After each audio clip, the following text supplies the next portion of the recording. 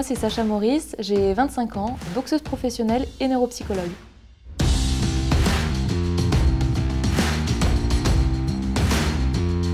Je me rendais compte en regardant mes combats que je mettais beaucoup plus de poings que de pieds, ce qui est un peu embêtant en savate boxe française parce qu'on souligne plus la pratique des jambes et puis toute la technique qu'on utilise. Donc forcément, je gagnais pas et puis ça m'a un peu démotivée. En parallèle de ça, du coup, je pratiquais la boxe anglaise dans le même club, mais pour me perfectionner sur les poings, dans le contexte de la boxe française. Et en fait, quand je faisais que de l'anglaise, que des poings, j'utilisais que mes poings et puis j'augmentais en technique au niveau de ça. Et en fait, ça me parlait plus et je me suis beaucoup plus reconnue dans cette pratique.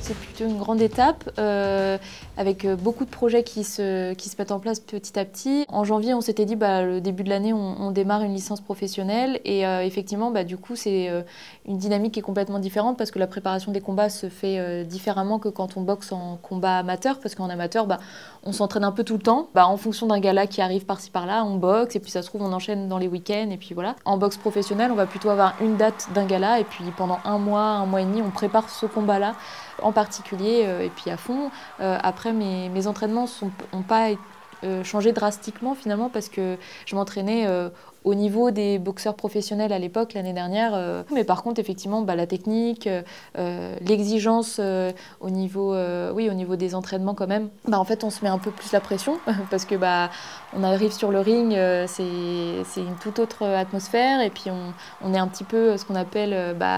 quand il y a un gala, on va être un peu en fin de gala, un peu le main event, on attend ce combat-là, tout le monde te regarde. Tu as aussi une pression qui est complètement différente du combat amateur où on passe parmi 30 combattants, personne ne te regarde trop, alors que là, tu es vraiment à la tête d'affiche, on va dire.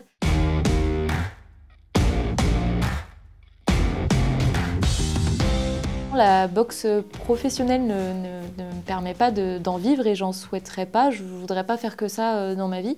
J'ai besoin de faire plusieurs choses et pendant mon parcours en boxe amateur, j'étais en études supérieures. Du coup, je suis actuellement neuropsychologue.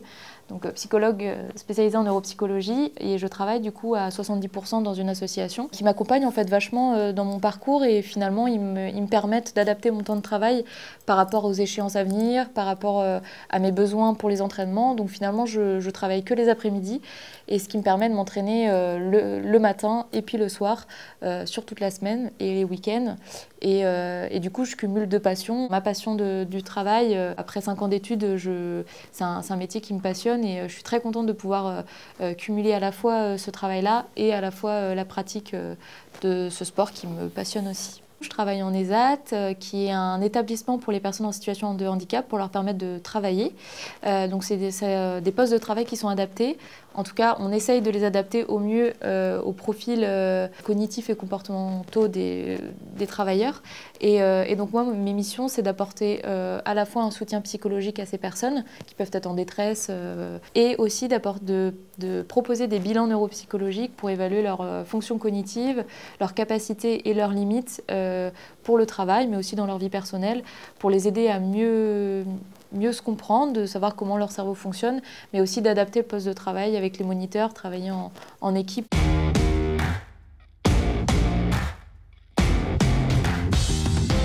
Je pense que tout ce que j'ai pu apprendre au cours de mes études sur la psychologie, j'en ai appris beaucoup sur moi, je pense, de comment je fonctionnais, de ce que j'avais besoin pour me sentir bien, en confiance et prête en fonction des échéances. Je pense que ces études-là, et puis par la suite d'avoir un poste et accompagner ces personnes-là, je me remets tout le temps en question sur ma pratique et finalement, c'est le métier de psychologue. On va remettre en question toujours sa pratique. C'est un métier du doute qu'on appelle.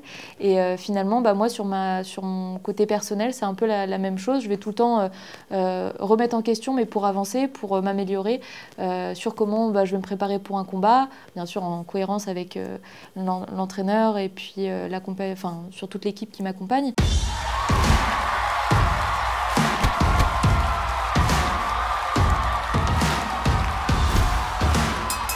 Depuis que je suis passée professionnelle en 2025, du coup, j'ai réalisé 3 combats professionnels pour 3 victoires, du coup. Donc ça se passe plutôt bien. Aujourd'hui, je suis du coup co-challengeuse officielle pour le championnat de France dans ma catégorie des moins de 55 kg. Normalement, cette échéance va arriver en novembre pour boxer, donc pour le titre de championne de France. Donc c'est ma première grande échéance dans cette pratique et j'espère pouvoir l'atteindre comme je le souhaite et puis qu'après ça m'ouvre des portes pour aller un peu plus loin au niveau national, européen et puis bah, en fait pas de limite donc on rêve assez grand.